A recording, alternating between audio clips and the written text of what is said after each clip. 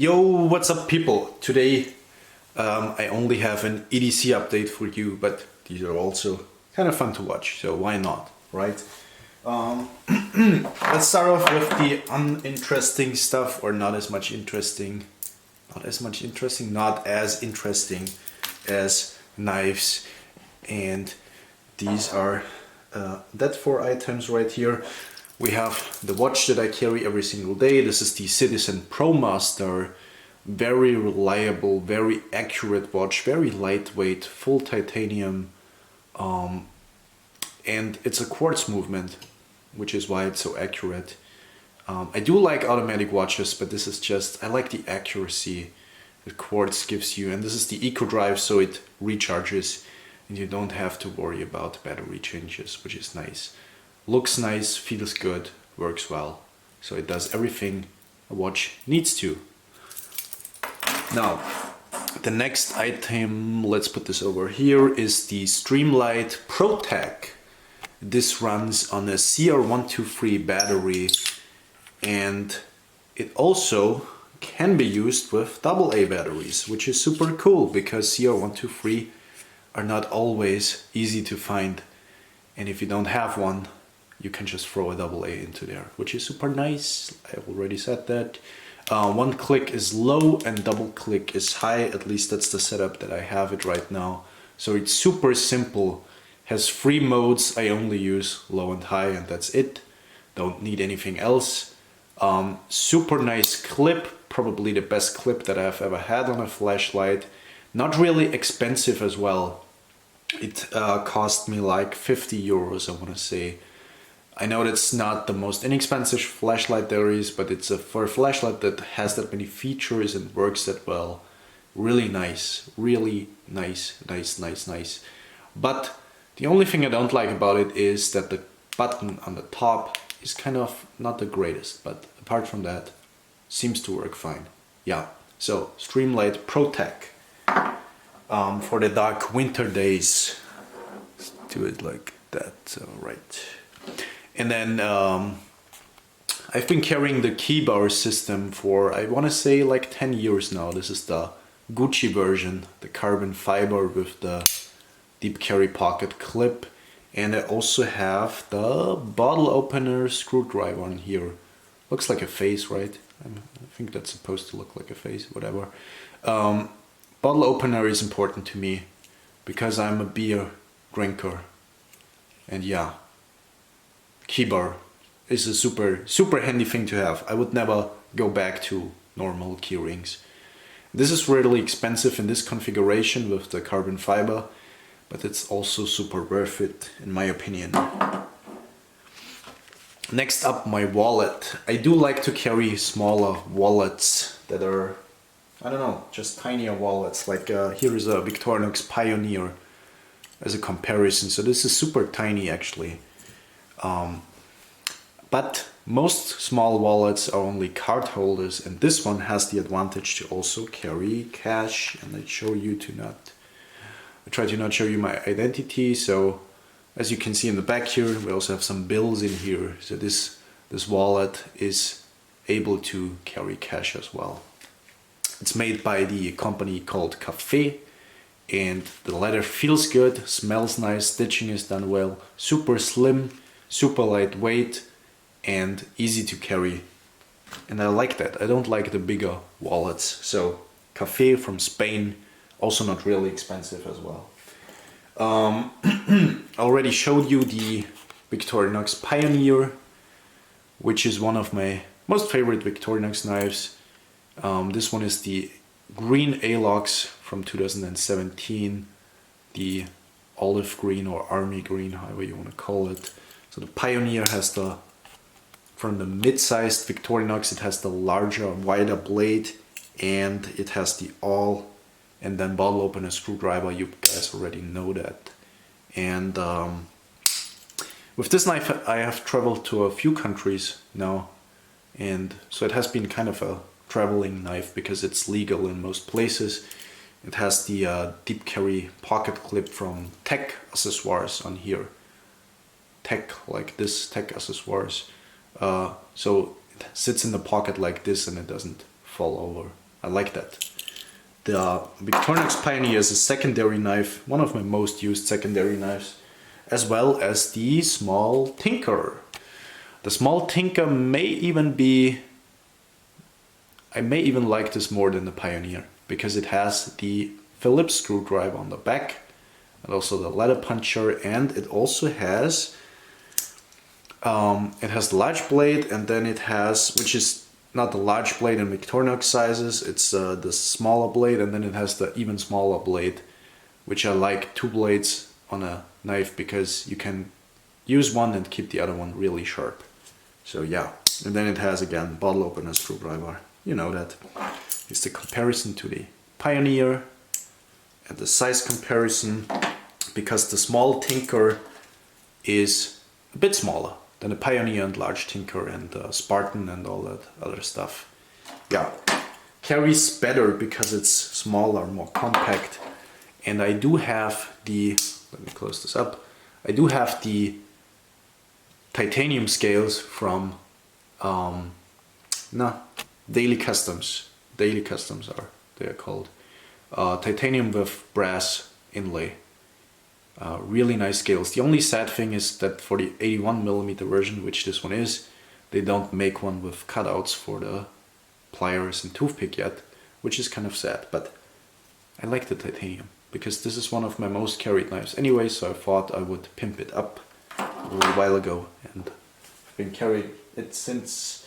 So, large EDC knives, so primary EDC knives, these are just like I said, secondaries. Yeah, I've been a little bit nostalgic these days. So VG10 from SOG, good old VG10, nice and easy to resharpen, but keeps a good edge. SOG's VG10, in my mind, has always been better than Spyderco's VG10.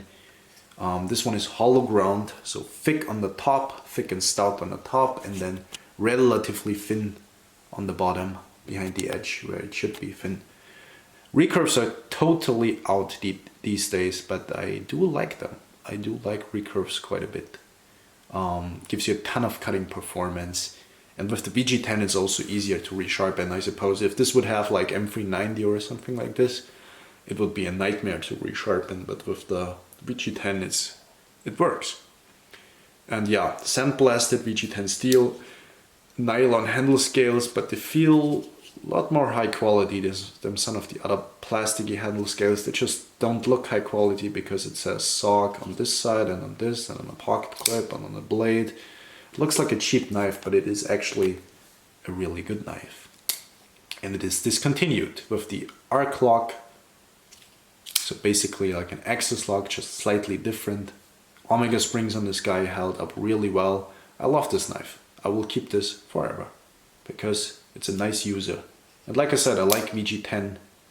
I think even in 2021 it has some great potential for a user. So yeah, the SOG Spec Arc had a lot of pocket time these days. And then also another knife where I didn't really expect it to be in my pocket that often, but the Cold Steel Talbar Large. I have been carrying this Persian style blade quite a bit. Now, there are a lot of drawbacks with a Persian style blade because the tip is so far up, you lose a little bit of control over the tip when using the knife. But one of the benefits is you have a ton of cutting edge, a lot more cutting edge. And yeah, this one is just thin blade, thinly ground, super slicey. This one is Aus 8 steel, and I think, I'm not entirely sure, but I do believe this was my first cold steel knife ever. It is sadly discontinued by now. They have gone back to making the XL Talbar, which is this one, which is quite a bit bigger. You can see in comparison, the Talbar XL is a huge freaking knife. This is a 4-inch knife or 10 centimeters in the blade length, and this one is crazy. Yeah, so the Talbar XL feels like a completely different knife, although it shouldn't. It's not just scaled up, it is actually a little bit different. But this one I didn't carry really, but this one I did. It's a little bit more reasonable reasonably, and it has the it had the coarse G10 from the factory, but over the years it's moved down quite a bit, so it feels nice and good in the hand. And yeah, the old cold steel knives came with a really hard triad lock, really hard to disengage, but my thumb has adjusted to it and the spring has broken in over the years. So yeah, this is in my collection for a long time now, and this will never leave my collection ever, because I like the Talvar. It gives me good vibes, nostalgic vibes, but good vibes. Yeah. And again, another simple steel. Even in 2021, simple steels still work well. Another knife that I have for a long time now, the Spyderco Military 2. This one has been used so much that it's really thick behind the edge now. Has been resharpened quite a bit, and the scales are completely smooth, lost the traction, and also rounded off the edges because the PM2 has some ergonomic issues when you really bear down on it. But apart from that, it is still a great user knife, and yeah, they hold up really well. Still perfectly centered, or almost perfectly. Really nice action, and still a lot of use left in this blade. And I do like this blade shape for work because I open a lot of boxes and zip ties, and with cutting boxes, and a lot of people prefer sheepsfoot or Warncliffe blades, which I actually don't. I like this blade more for this task because I show you in comparison. This is like a sheepsfoot blade with the with this really aggressive tip. So if you draw a cut, as you open a box for instance, if you draw a cut, there is a lot of force with opening the package, so you actually penetrate a lot deeper than you may want to, and you run into the danger of cutting into the material, whatever is in the package. Now, with this blade shape, you start your cut with the belly and end it in the tip, as opposed to start it with the tip and end it with the tip. So this tip penetrates a lot more, is a lot more aggressive than this knife blade. This blade shape right here, when opening boxes, is perfect because it's not that aggressive, doesn't cut into the package too deep, and yeah, it's just a versatile blade shape. A lot more control over the tip also. I do like those blade shapes more. I know sheepsfoot and Warncliffes are really popular right now, but I think it's not my favorite blade shape. It's just is that way. I think there are better blade shapes like this one. Yeah. Because I wanted to try out the CTS BT1 and steel from Spyderco, I got the Para Free Lightweight a couple months ago, and I don't like the scales. These plasticky scales are kind of annoying, but the knife itself is built super well. Action is super great. The CTS BT1 end steel is CTS BT1 basically with more nitrogen. That's why it's called that way. And it holds up really well. Holds an edge really good. CTS BT1 is not a steel that I like. I've used it quite a bit from various manufacturers, but the CTS BT1 end steel holds up really great. Great edge retention, toughness, sharpenability, all of the good stuff. Really nice steel. Like I said, the plastic handle scales, the bidirectional texturing is perfect, but it just feels too plasticky. I like the deep carry pocket clip. I think it's a better positioned clip than on the normal Para Free. Yeah, so it's quite comparable to Benchmade Bugout in terms of the scales, because both of these knives feel really plasticky, but the Bugout is a completely different knife. It's also lighter weight, which is not necessarily a benefit because it's kind of off balanced. Yeah, the Bugout will get some replacement scales in the future. I don't like the factory scales on either of these knives. But yeah, the bidirectional texturing is a super cool invention, but it doesn't feel like quality for some reason. But it is really high quality in terms of how it's built. I still believe that they will make a lightweight version from the PM2 at some point. Probably in the next couple of years we're gonna see a lightweight version of this guy. Pretty sure that's gonna happen. Another Spyderco. The Spyderco Military has been in my pocket almost the entire year with a couple of weeks off. But this is one of my favorite, if not the most favorite, Spyderco knife of mine. Really long blade shape, a little bit different to a PM2. I'll show you. The PM2 has a lot more belly in the back, and the Military has a lot more straight edge and the belly further up front. So it is a very different blade shape actually. And both of these guys work really well though. Thin point, penetrates well, cuts well, pierces well, slices well, thinly ground, a lot thinner than the PM2, and yeah, a nice liner lock. One of the best liner locks on the market, in my opinion.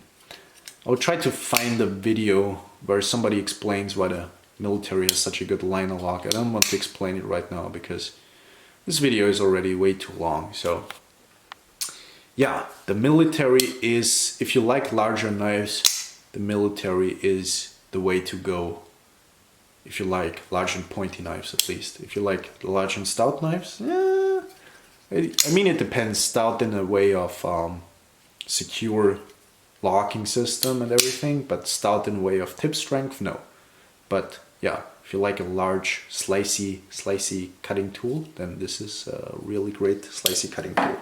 Okay, next knife. Actually, we only have one more left, and it is the Klatsley Border Guard, which is basically, maybe could be described as the European Benza. The Swiss Border Guard is, like the name suggests, made in Switzerland by Klatsley. N690 steel, harpoon blade shape, hollow ground, really nice long swedge, stout on the back and thin behind the edge.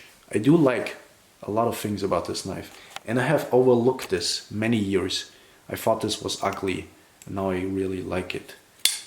It's designed by Dietmar Pohl, which is a really good knife designer, has a very clean, very distinct language. Not very clean in terms of, it looks clean, but there's a lot of going on actually, but he is very different to a lot of other people. Yeah. Interestingly enough, for not a lot of expensive knives come with a button lock, and I do like that because it's a really nice and smooth button lock. Yeah, beautiful logo here, milled into the titanium scales. Clip works really well. It's a little bit, stands a little bit proud, but it works nice. And like I said, I do like the blade shape quite a bit. This one is relatively new, came crazy sharp, crazy razor sharp out of the box, hair popping sharp. Seems to be really high quality. These are not easy to get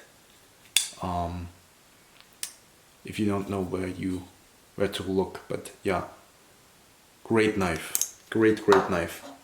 Oh, I show you this comparison to the Benza, which you guys probably know by now. I do carry the Benza quite a bit. I like the Benza. I tried to carry the small Benza, but just not my cup of tea. I like the larger Benza.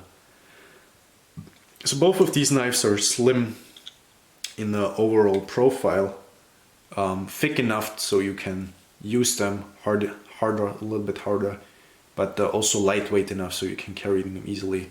Both of these knives are absolutely great EDC knives. Now, that's it for the things I've been carrying lately. I will do another video about more traditional knives, I believe, in the future, because I also use a few traditional knives right now, but I don't really carry them, so that's gonna be a separate video, I guess. So yeah, this is my EDC for autumn 2021. Hope you guys enjoyed it and hope it wasn't too long. We'll see each other in another video. Goodbye, people.